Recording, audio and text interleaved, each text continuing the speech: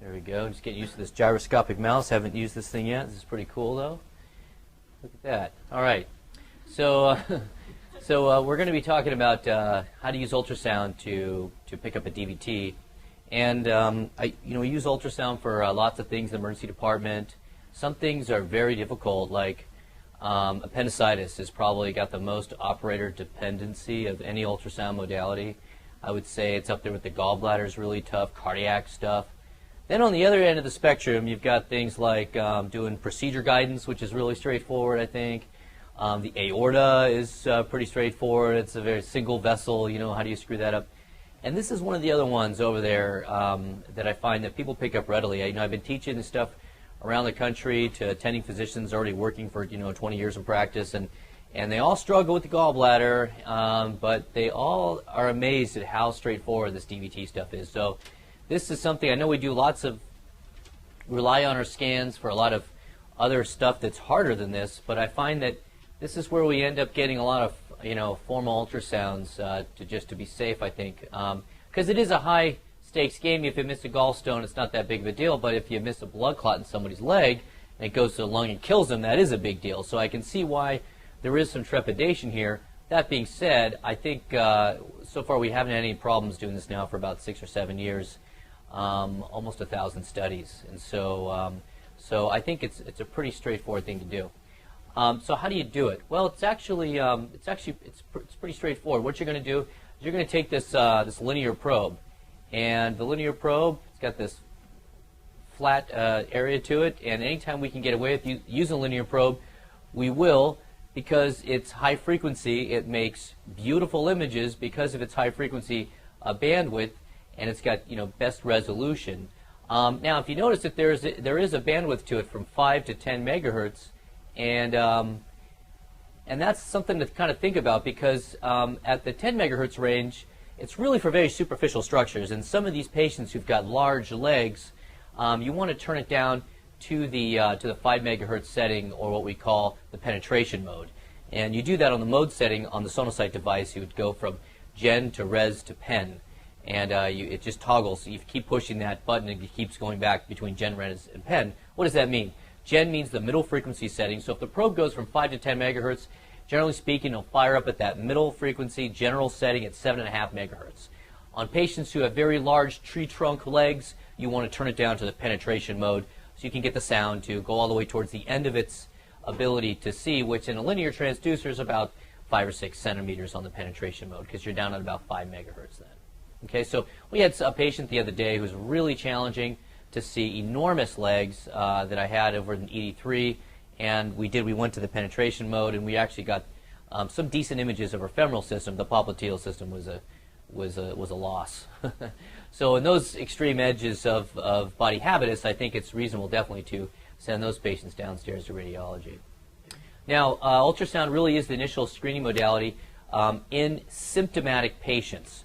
So to think that you can go bed to bed to bed, in patients who are just at risk for DVT, like they are in the ICU, but not necessarily with symptoms, the same test characteristics don't necessarily hold up. So it's really great in the symptomatic patient.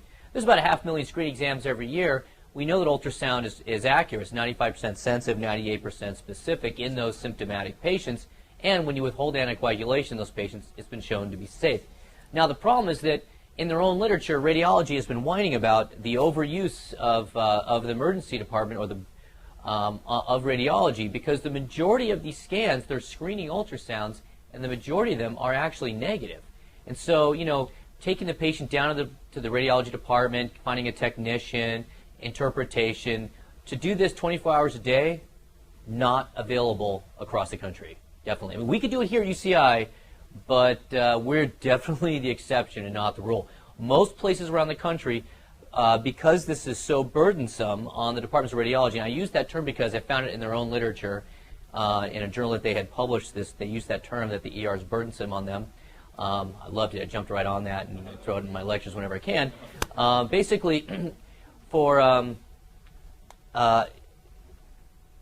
around the country, it really is too much to ask somebody to be on call 24 hours a day to rule these out. So what do?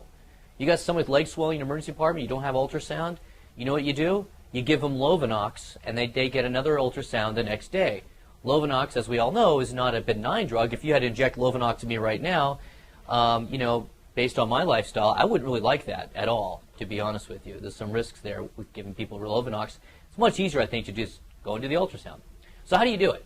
Well, just keep in mind, this is some anatomy over here. We've got the femoral area around this area here, and this is the inguinal ligament, and we can see right at that inguinal ligament there, that's where the abdomen turns into the leg. And we can see these vessels that emerge along the leg there, the femoral artery and the femoral vein.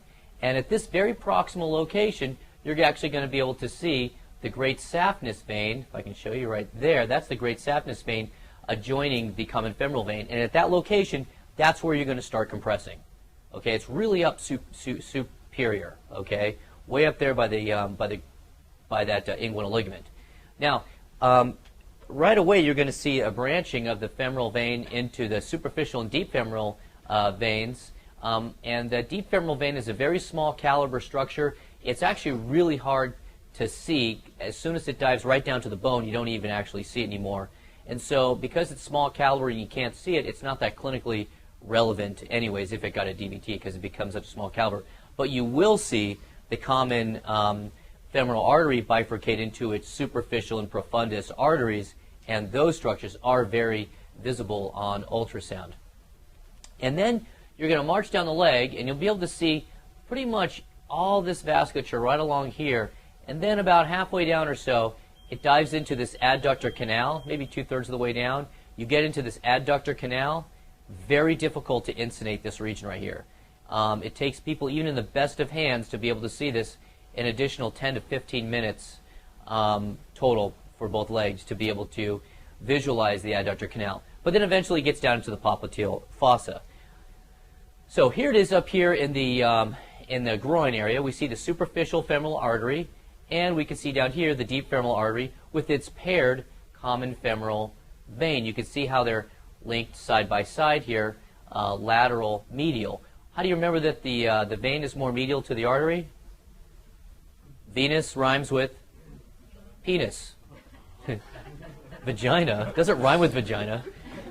It starts with the same. I know that's how you remember it. So, yeah, whenever I'm teaching this at the bedside, I have to decide if I'm going to say Venus penis or Venus vagina. But hopefully, I get it right most of the time. But so which leg is this? Which leg do you think this is right here? If the indicator here is to the patient's right, is this the left leg or the right leg?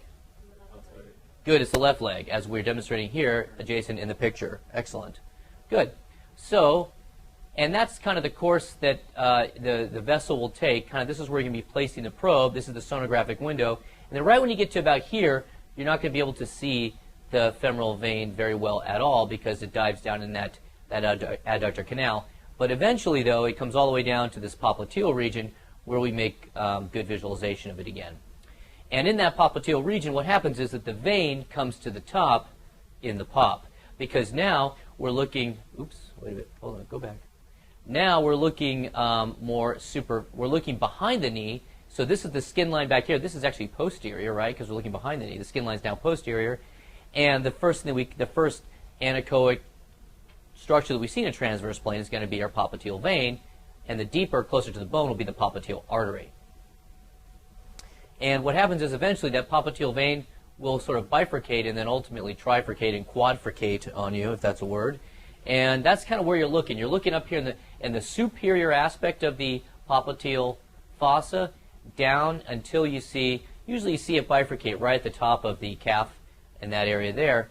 And that's this basically 5 centimeter area that you're trying to compress. That's where you're looking. Now notice here, what I'm doing here is I've got the knee flexed, and I've got the patient's hip externally rotated and the knee flexed. That's the ideal position to put these legs in when you do these popliteal compression techniques. You could take your scan hand is on the probe, and then your other hand I place on the knee.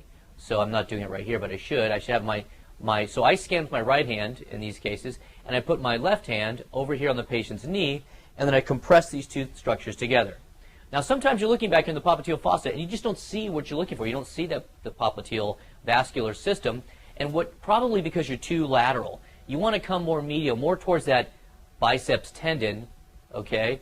and then you'll get to where that popliteal fossa, the popliteal vasculature is. It's kind of adjacent to that tendon area. And what I do then is I just start punching stuff. I start compressing. As I'm compressing, what's happening is I'm starting to see blood vessels open up and close. So it's really an active technique. If you just put the probe on there and stand there and stare at it, you may totally be in the wrong place. Number one. And number two, if you don't start compressing stuff, you may not be able to tell the difference between, you know, like some of the muscle bellies and nervous structures and vascular structures. It's hard to tell. But once you start moving the probe around, then the images start to jump off the screen at you. So this is what it looks like. This is a still image protocol, just to show you what we're looking at here. This is, what do you think SV stands for? Good, saphenous vein. This is the location right where it dumps into the common femoral vein, and it's just adjacent to the common femoral artery. So venous penis, which leg is this? Right leg, correct. This is without compression, and then down here, this is with compression. Notice this large muscle belly now has come up and basically occluded the two venous structures, and we see the common femoral artery not getting occluded. So this is very proximal, because I see the SAF coming in right there, very proximal. That's the first spot that I would start my compression technique, and according to the ACEP criteria, you're going to walk 5 centimeters distally from this location. And if you do so, you're done, you move on to the popliteal system. We'll come back to that. I just wanted to give you that little preamble. Now, full compression, this is what it looks like in that femoral area. We're looking here. There's no clot. You see this? This thing is easily compressible. Here's the two paired arteries right here. And again, we're at that right leg. Somebody was nice and labeled it for us. And we have nice full compression. You know you're pushing too hard if the artery starts to wink back at you because it's pulsating. So just enough pressure to get the veins to collapse. Good. Now we're going to move on to the what it looks like when we have a clot. You can see now this structure here is not compressible. This clip restarts. We can see over here, we can see the femoral arterial system. We push hard enough, eventually they kind of wink back at us, and then here's our clot. Now here's something to think about. Once you identify that somebody does have a clot in their groin, this clip is just kind of looping itself. But I don't do a lot of teaching at this moment. This is when I stop compressing and I say, okay, this patient's got a clot in their leg. At this point, I need to treat it. And any more perturbation here, it could dislodge the clot. Okay, so this is a situation where once I see a blood clot here, I mean, you could tell this thing is not compressing. It's very obviously a clot, and this is where I want to start thinking about giving anticoagulants and not getting formal radiology ultrasounds, because that's only going to potentially dislodge this clot. I remember a patient, an older man who was having pain in his leg, and the family was using a massager because he was having pain, and all of a sudden he got very short of breath and had thrown the clot to his lungs. Interesting case. Yeah, the massager and the leg pain, massager dislodging the clot, patient gets pulmonary embolism. What's that thing Langdorf always says? The no good deed gone unpunished or something. I forgot how he says it, but that's the kind of the thing. Here, let's massage your groin for you. Next thing you know, you can't breathe. Hey-yo. Now we're in the pop. Are we certified to formally read these?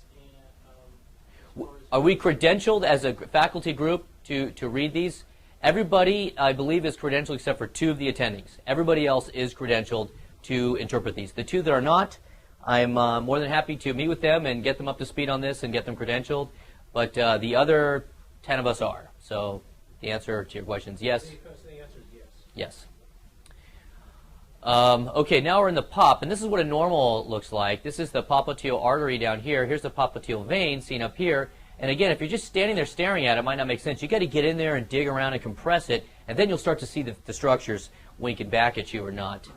If we move on to the to one that's a positive, now we can see here's that femoral artery. We're pushing kind of hard on it. It's pulsating, and this structure above it here, this is all the clot up here. So this whole structure here is I said femoral, I meant popliteal. This is all the popliteal vein up here. Remember, the vein comes to the top in the pop. Here's the popliteal vein, popliteal artery. This one's positive for a DVT. Now, the traditional technique, as I alluded to, involves starting up there at the inguinal canal and then marching all the way through that, all the way down until basically you reach the bifurcation of the popliteal vein through that adductor canal, okay? And it also involves, sometimes the adductor canal is called the superficial femoral canal. It also involves using a color flow technique, okay? And the other thing to think about as we go through this and trying to decide how to do this is, do we need to compress every single continuous millimeter, or do we march every 1 centimeter? And the answer is, in symptomatic patients, since clots involve whole or multiple venous segments, you can go every 1 centimeter in the fem and the pop. You don't have to go every single millimeter when you're doing your compressions. But the question still though in your mind is, can I skip this safely and move to the fem and the pop technique without getting in trouble by missing a clot that's isolated here to that superficial femoral canal or adductor canal, okay? And so there's been some literature out there to try to answer that question, limited versus complete technique for low extremity ultrasound. One study was done years ago in radiology. They did a retrospective study with 146 cases, and they did find one patient who had an isolated superficial femoral vein clot. And then they did a prospective study involving only 56 patients, and they found that there was no evidence, no thrombus was missed by the limited exam. Then emergency physicians did this at Christ Hospital the year before I got there to do my fellowship. They took 112 patients, they had 34 DVTs, and they compared themselves to radiology, using radiology as a gold standard. The radiologists were doing a full leg color technique, and it turned out that that they had pretty good agreement. There was one combative patient that the ED called positive, radiology called negative, and there was another patient that the ED called positive, radiology called negative, but the ED was so sure it was positive they ordered a contrast venogram that turned out to be positive. So, although that did count against the statistics when they just looked at emergency ultrasound versus radiology ultrasound, unfortunately. But anyways, they were able to do these in about 3.5 minutes, and the technique, the Doppler technique of augmentation, was not helpful there with a DVT. And that's what all the literature shows, that the Doppler techniques, the color techniques, are unreliable when it comes to their test characteristics. Tim Jang, who's now at UCLA, during his residency at WashU, did this study looking at residents doing ultrasound and found that residents had sensitivities in the 100 percentile range, specificities in the 91 percentile range, with 72 patients comparing themselves to radiology. But really the best study is this one right here. And this study was multi-center, prospective, randomized, consecutive. It was involving 22 authors because it was a multi-center study. And basically you fell into two groups. Either you were in a 2-point ultrasound group with a negative D-dimer, or you were in a, so either were in the 2-point compression group with a D-dimer, or you were in the whole leg color ultrasound group. And so if you were in the 2-point compression group, you either had a negative D-dimer or a positive D-dimer. If you had a negative D-dimer, you came back in 3 months. If you had a positive D-dimer, then you came back in a week. And then if that was, ultrasound was negative, then you went on to have a follow-up in 3 months. So all the patients in the 2-point group got followed up at 3 months. All the patients in the whole leg ultrasound group got followed up in 3 months. Now, what's interesting about the whole leg group is that they also included the calf vein and marched their way all the way down through the calf veins, which they had a term for called axial DVTs. So there were 2,098 patients that got randomized in each group. That's what I mean by this was a good study. They had 1,045 in the 2-point group and 1,053 in the whole leg strategy. And essentially, at the end of the study, there was no difference between the groups. They had the exact same outcomes. And in the whole leg group, they were able to isolate 65 cases here of DVT, of calf vein. These are all calf vein DVTs basically right here. And they didn't treat these patients. They identified them. And nothing happened to these patients. They came back in 3 months, and if they had a progression to a more proximal vein DVT, or if they had worsening symptoms, they came back sooner, and then they got treated. But there was still no difference between the whole leg group that found the calf veins and the 2-point group that did not find the calf veins. Either way, the patients all had the same outcomes, which is another piece. There's been a lot of it, but it's another piece of indirect evidence to suggest that we do not need to treat calf vein thromboses. So, what about Doppler? Doppler or duplex is a term that means the simultaneous ability to look at grayscale ultrasound as well as superimposing color over it, looking at the moving red blood cells, the Doppler shift in frequency of the moving red blood cells. And that term duplex is sort of an old school term, and it means seeing both these things at the same time, which nowadays every single ultrasound machine does duplex. It's sort of a leftover term. Yes, Dr. Schultz. Just back to that one previous slide. The study, did they look at what was their outcomes? PEs? No, just their outcome was DVT. Okay. Was DVT. So they weren't looking to see if there was, with the people with the clots in the calves, if they developed post-fluvitic syndrome or any other. They didn't look at any other morbidity factors for the cathephylitic syndrome. No. So it turns out that with this Doppler, this duplex technique, that it seems like it would be a great idea to be able to see problems with the actual flow of the blood through the vessels. However, when you look at the test characteristics of all the different Doppler or duplex techniques, none of them are good. And they are just not accurate enough to rely upon to say one way or the other patient does or does not have a DVT, which is good for us novice sonographers who just want to rely on the grayscale techniques alone and not have to learn these fancy color techniques. That's kind of where I'm going with this. So if you look at any radiology textbook, you'll see that the color techniques have a lot of problems with their test characteristics, whereas the grayscale doesn't. So one of the techniques is augmentation, and we can see here they've got the probe up here in the femoral region, looking at the common femoral vein, and they've got the squeezing of the calf down here, okay? And as you squeeze the calf, here's that common femoral vein here. There's a filling defect, and this is a positive augmentation right now for a filling defect of the common femoral vein. Okay, so that seems pretty cool. Like, hey, why can't we always do this? But it does suggest when you have full color surrounding the entire vessel here that there is patency between the point of compression and the sampling site. However, once again, all the literature shows we cannot rely on this augmentation technique. It just doesn't work. There are other techniques too with Doppler, like spontaneity. You should just see blood spontaneously flowing in the larger vessels without having to compress the calf. It doesn't work. Phasic variation, that as you breathe in and out, you should see changes in the Doppler signal, but again, it doesn't work. What about clot echogenicity? You'd think that you'd be able to just visualize the clot and say, oh, there's a clot. And you did see that a little bit on some of those examples I showed you. However, clot echogenicity is variable. It depends on the transducer that you're using, the frequency it's at, how old the clot is, what the extent of the thrombolytic process is, and sometimes if the blood is moving slow enough, and if you overgain it a little bit, what we used to call poor man's Doppler, we could actually hallucinate a clot there. So slow-flowing blood that's overgained can look echogenic. So you can't rely on this clot echogenicity thing. Here's another pitfall. You can get hung up on the biceps tendon. Especially in really muscular individuals, these muscles back here are hard to compress, and you think you're not able to compress the probe, but it's just getting hung up on these muscles or that tendon back there, and you say, oh, I must have a clot here because I can't compress.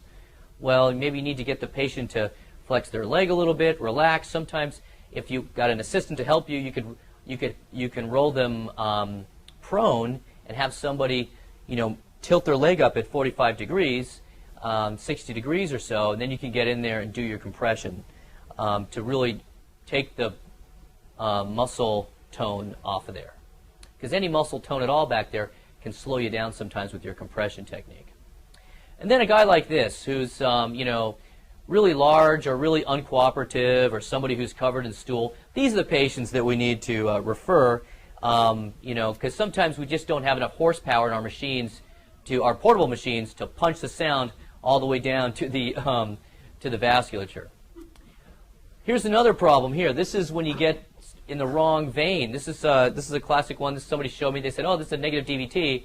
Well, it turns out this is not a deep vein. This is a calf vein right here, or a muscle vein. This is superficial vein. Notice there's no paired arterial structure with it. It's just kind of all by itself over there. So you got to make sure you see the paired structures.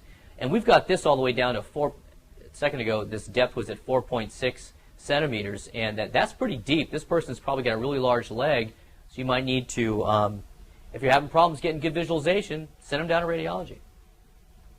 So just to kind of ram this point home a little bit more, the primary diagnostic criterion to rule in or rule out a DVT is the non-compressibility of the grayscale. All this other stuff over here, they're all kind of adjuncts, but not reliable one way or the other to rule in or out a DVT. This is a table straight out of a radiology textbook. Okay, so let's go around the room and see if we can answer these questions. Number one, who's on ultrasound right now? Oh, it's Art. Is he still? Yeah, Art. What do you think about this one? I know you just went through the ringer on the M&M case, but so this person came in. I'll tell you a little bit of history. They came in with calf pain and swelling, especially in the popliteal areas. Really, the popliteal area they're having the most discomfort. Young person, no real DVT risk factors, but just a lot of pain back there in the popliteal region. It doesn't look like it's not well demarcated. I don't think it's a vessel. Maybe like a ruptured Baker cyst or something. Yeah, very good. So what does that mean, a Baker cyst? Anybody know what it is? Good. It's an outpouching of the synovium of the joint. So you guys are excellent. So the synovium of the joint kind of outpouches and gets in that popliteal area. The patient's got popliteal pain, some swelling back there. And you look at this thing right away, and you want to make sure it's not a aneurysm. Good. So the way I do that is I put a little flow on there, make sure I don't see like this aneurysmal structure back there. That's one of the things I think about, in addition to DVT and cellulitis. Yes. Okay. Fine. Okay. How about this one? This one's kind of interesting. Who wants to take a crack at this? Wes, you look like you're so awake and ready right now. Yes, sir. Yes. What do you think? So tell me, which leg is this? Tell me which vasculature this is, and what do you think it's positive or negative? Looks like that is the patient's left femoral Correct. area, and it looks like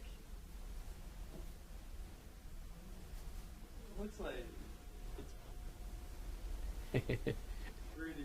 It's not getting 100% compression there, and it looks like he's got like a little like sludging or something. Yeah, like this area right here. See how this is not compressed? This part down here compresses, but then this part right here does not compress. So technically speaking, I mean, this is a positive study. Okay, so it's a positive femoral vein there on the left. It's not fully obstructive, so it's a partially occlusive thrombus in the left femoral. It could absolutely be an old clot. Yep. If someone has real bad vascular disease, like peripheral vascular disease, does that throw off the study? Well, peripheral vascular disease is really on the arterial side of things, and so it doesn't throw off the study from the venous standpoint. You know, I mean, they're going to have a lot of, you know, stenosis and stuff, and narrowing of their arterial side with peripheral vascular disease, but the veins are still easily compressible. Would I treat this? That is a great question, and I'd have to get more history about the patient. And it turns out with this particular patient, we got some more history, and they were already on Coumadin, and their INR was therapeutic. And so in that case, I wouldn't have to answer your question. So if this patient came in and they were not being treated, and I saw this, I think, and I had no prior history of this being like a chronic DVT, to really say that if the patient has a history of DVT, to say that they have a new DVT and this isn't a chronic DVT, there's only one way, and that's an interval ultrasound that shows full resolution of the prior DVT. And people say you got to be on Coumadin for at least 6 months for that to happen, or you need to have thrombolectomy. It's confusing. If this patient was never on any anticoagulants and I saw this, I would treat this. My issue is more these people come in like with histories of DVTs in the past. 2 or 3 years ago was treated for 3 or 4 months, resolved, now comes in, so my leg is swollen, and you get this. Yeah. And so it's like, what do you do with that? It's a great question. Clinical conundrum for sure, because to put them back on the anticoagulants, I mean, the anticoagulants have gigantic risks with them, and I really hate to. It's not, you know, just like putting someone on aspirin, but really, you know, anticoagulating them to treat this, and that's a real lifestyle killer right there. So, yeah, I think this would be likely in consultation with somebody, but most likely I would treat that. All right, Dina. What do you think? Hello.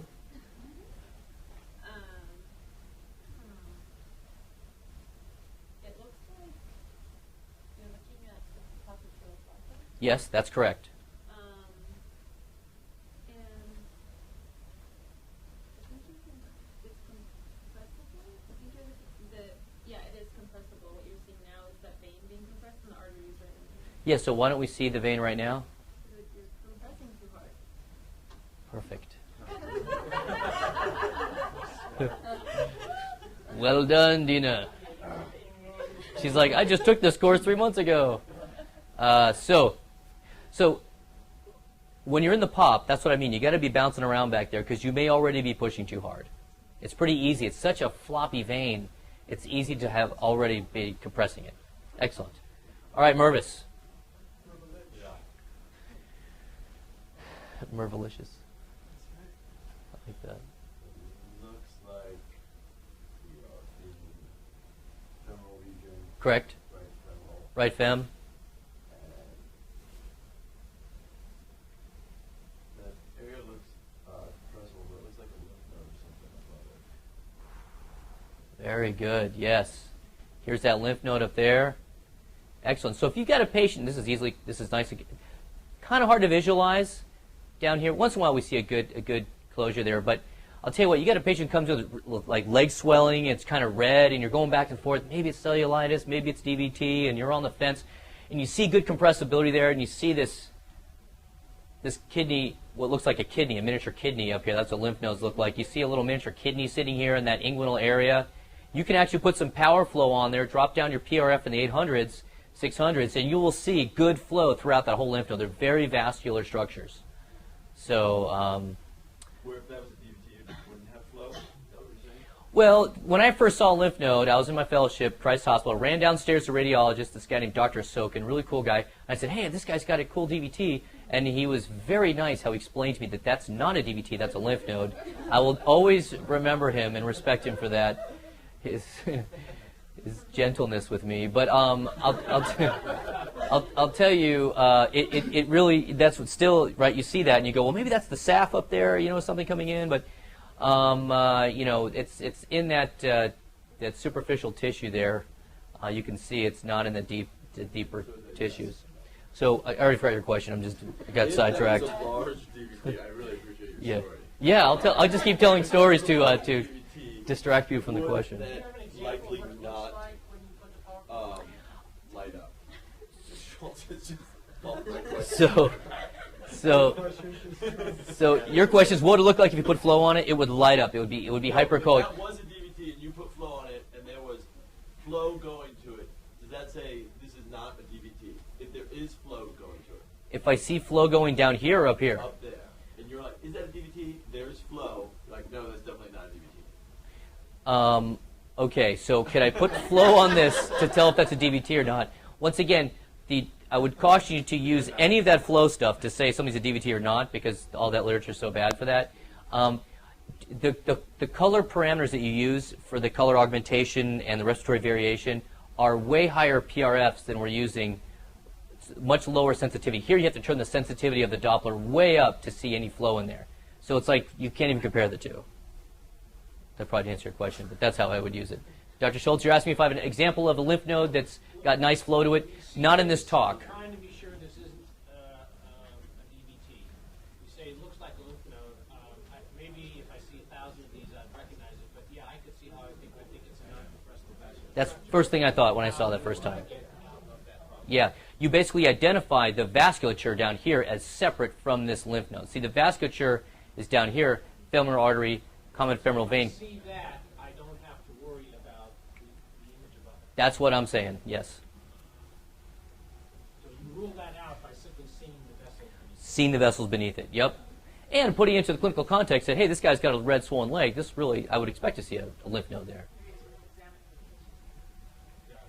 Yeah, you have to go back and examine it. It's in the hands of the clinician. That I know, when all else fails, you have to do the labs and the x-rays, then you got to go there. got to go look at the patient once in a while. I know. Sometimes I get sucked into. Okay, now, Austin. Austin, Yeah, so this looks like what leg? probably the left leg. What do you guys think? I would say incorrect. It's the right leg.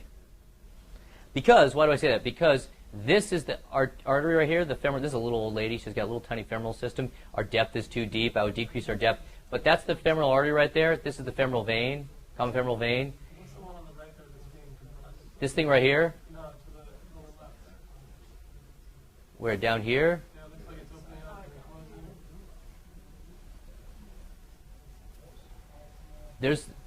This is an arterial structure down here that's being compressed so hard, I think, that we're starting to see some compression of the arterial system. But what do you think this is right here, this common femoral vein? I guess I was fooled by the collapsing, arterial. Part of this thing that's collapsing here is a little bit of this femoral vein that's collapsing a little bit in here, too. Yeah, you see it a lot. I mean, can you guys see how this is a collapse? I picked ones that were really hard. Most of these are super obvious. But I wanted to pick some ones that were the ones that I struggled with so that you could kind of get a feeling for the other end of the spectrum there. So that's basically it. You start in the fem, you go down about 5 centimeters, and you go to the pop, you go down 5 centimeters. And it's the grayscale compressibility. Now, the way I do it is I go down until I don't see it anymore, because it only takes me another 10 seconds or so of marching until I get maybe halfway down the leg. And it gives me a little bit more practice with it and some teaching and stuff like that. So I go down until maybe about halfway down the leg until I don't see it anymore. If I keep seeing it, sometimes I go right through that superficial femoral canal, in that adductor canal, if I keep seeing it. But usually I don't. 90% of the time I lose it somewhere halfway down the leg, and then I go to the pop, and then I go to the other leg. And so, but technically speaking, it's that 5 centimeter distance up there. Any questions about that stuff? Other questions?